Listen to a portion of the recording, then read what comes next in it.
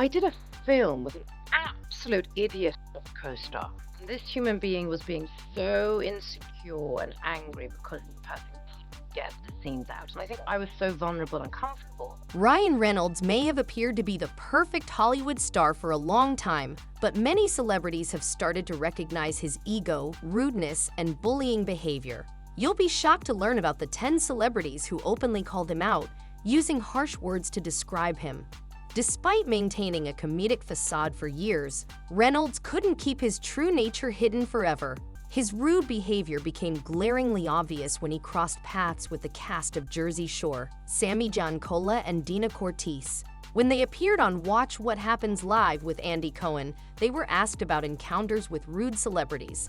Although Sammy tried to answer diplomatically without naming names, knowing that calling out big Hollywood figures could lead to backlash, the truth eventually came to light. Stay tuned to understand why even other well-known celebrities stay cautious in situations like this. Me and Gina encountered a rude celebrity once. We don't want to say who it is. While Sammy tried to keep things low-key, Dina was more candid, revealing that they were talking about Ryan Reynolds. However, Dina tried to keep it cool by adding, "He wasn't great to us, but I love Ryan Reynolds and I love Blake Lively," explaining that he simply didn't want to hang out with them.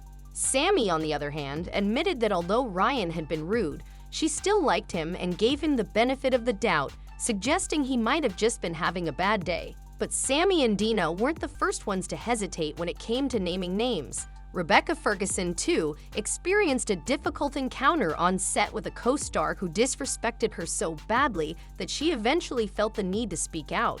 While she didn't directly name the person, she detailed the painful experience and how deeply it affected her.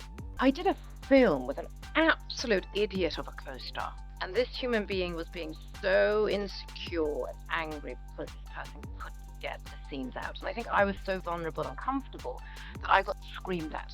Because this person was number one on a call sheet, there was no safety net for me. So no one had my back. Although Rebecca was terrified of this co-star, no one stood by her because the person was a powerful Hollywood figure with a lot of influence on set. Despite the fear and isolation she felt, Rebecca stood her ground and bravely spoke out about the mistreatment, refusing to let the abuse slide just because of the co-star's status. It took a lot of courage for her to share her experience, especially knowing the risk of backlash from the influential figure and the industry. I remember the next day I walked on and I said, "You get off my seat." First time I've ever spoken. I remember being so scared. I looked at this person and I said, "You can F off. I'm going to work towards a pedestal. I never want to see you again." But of course, it wasn't an easy decision for Rebecca, as the producers couldn't let the co-star go due to their status as the number one person on set. Rebecca found herself in a difficult position, but she didn't back down. Instead of giving up, she took an alternative route to stand up for herself. She had to find a way to make her voice heard without jeopardizing her career or facing further mistreatment, all while dealing with the power dynamics at play. And I said, "The person can turn around and I can back head." Since Rebecca made her statement about the rude co-star, who remained anonymous but was clearly a well-known figure, people have been eager to figure out who she was referring to. It made sense that the situation could have happened on a CGI-heavy movie, where much of the action could be manipulated through editing. One of her past projects, Life, fits this narrative perfectly. She starred in it alongside Ryan Reynolds and Jake Gyllenhaal, which led to speculation about which of them could have been the one she was talking about.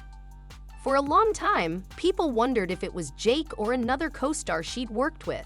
But over time, many began to point the finger at Ryan Reynolds, especially after unsettling details started emerging about his behavior, particularly in relation to the lawsuits involving Blake Lively and Justin. During the promotion of Life, Rebecca seemed to keep a low profile, opting to promote the film alone instead of alongside her two leading co-stars, which fueled more speculation about a potential issue on set. It became increasingly apparent that something had happened during the filming, and many began to connect the dots, pointing toward Ryan. What makes this even more chilling is that despite never naming anyone directly, Rebecca received warnings from colleagues who told her, "Do you understand what you've done?" But Rebecca stood her ground, explaining that if someone is a genuinely good person, they wouldn't have to worry about such things. She also seemed to imply that Ryan had been pretending to be a nice guy for years, hiding his true nature until the truth began to surface. It doesn't stop there. Jake Gyllenhaal, who once had a friendly relationship with Ryan, has since distanced himself from him. This only adds fuel to the fire, suggesting that Rebecca might not be the only one who had a fallout with Ryan on the set of Life. It seems there's more going on behind the scenes than anyone initially realized. We know you have an ongoing feud with Ryan. Who? You know that guy. What's it gonna take for him to actually be BFFs with you? Well, I mean, in truth, there was a time in which we were. It seems that Ryan may have crossed a line with Jake Gyllenhaal, doing something that Jake finds completely unforgivable. Reports suggest that Jake dismissed him without hesitation, showing little regard for their past friendship. This suggests a deeper fallout between the two, where Jake likely felt betrayed or disrespected by Ryan's actions. Given how tight they once were, Jake's response is telling. It shows just how much trust or respect was broken. It's not just about professional differences, but something that appears to have deeply impacted their personal relationship. Any words for Ryan, seeing as the next time we talk to him, he will be seeing I that. have nothing to say to him. The tension between Ryan Reynolds and his co-stars seems to run deeper than just casual disagreements, especially when it comes to Morena Baccarin. Despite having a strong start in the Deadpool franchise as a key character, Morena's role was significantly reduced in the sequels, and her absence from press events and promotional materials didn't go unnoticed. It turns out, this wasn't just a coincidence. Morena's reduced presence was due to a disagreement with Ryan on set. At the Deadpool premiere, she was photographed alone on the red carpet, which is said to have been at Ryan's request. This exclusion mirrors what happened between Blake Lively and Justin, showing how Ryan's influence and ego can lead to power moves behind the scenes. It's believed that the issue may have been related to changes in her role or jokes in the script. But whatever the cause, Ryan seemingly sidelined Morena, leaving her to stand alone without support. It's not just Morena who has spoken out against Ryan's behavior. TJ Miller, who played Weasel in Deadpool, also criticized Ryan for hiding insecurities behind his jokes. TJ revealed that he left the franchise because of how badly Ryan treated him on set and made it clear that he wouldn't return for Deadpool 3, even if they offered him double the pay. TJ went further, saying that he would never work with Ryan again, as he still hasn't recovered from the way Ryan treated him during filming. This pattern of behavior, where Ryan's power and ego seem to overshadow others, has now surfaced through multiple co-stars, painting a much different picture of the actor behind the jokes. Really weird moment on Deadpool where he said, "Let's do one more take." And everyone was like, okay. And I was like, yeah, I'm fine. And as the character, he was like horrifically mean to me. But to me. Cathartic. As if I'm Weasel. Even though both Ryan and TJ Miller are known for their comedic styles, TJ is very adamant that Ryan wasn't joking when he made certain comments. According to TJ, Ryan's words weren't meant to be playful or part of the humor. They were deliberate attempts to downgrade and hurt him. What makes it worse, TJ says, is that Ryan showed no remorse or apology for the way he treated him. It seems that Ryan's sharp humor went too far, crossing a line from comedic banter to something more personal and damaging, leaving TJ feeling disrespected and abandoned. So he was like, what's great about you, Weasel? You're not the star. Just, you do just enough exposition that it's funny, and then we can leave and get back to the real So he's movie. ripped.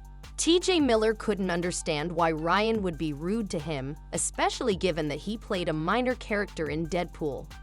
He believed Ryan's actions were fueled by his insecurities and the need to remind TJ that he wasn't as successful as Ryan. This pattern of insecurity and jealousy is something many of Ryan's ex-partners, including Scarlett Johansson, have also hinted at. Scarlett, who was married to Ryan from 2008 to 2011, has shared how Ryan's jealousy and controlling behavior played a major role in their breakup.